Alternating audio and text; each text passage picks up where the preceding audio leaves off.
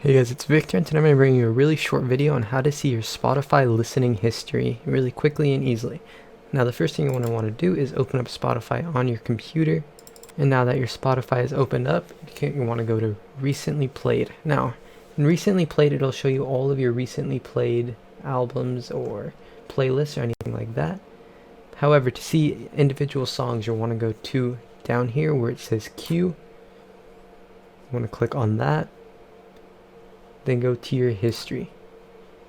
I haven't played any songs recently since I don't use Spotify, but in your history it will show your 50 most recent played songs, and in your queue it will show the song you're playing right now.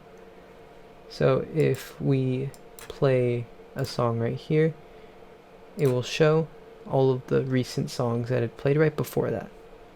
So thank you for watching. If this helped you out and it worked for you, make sure to like and subscribe.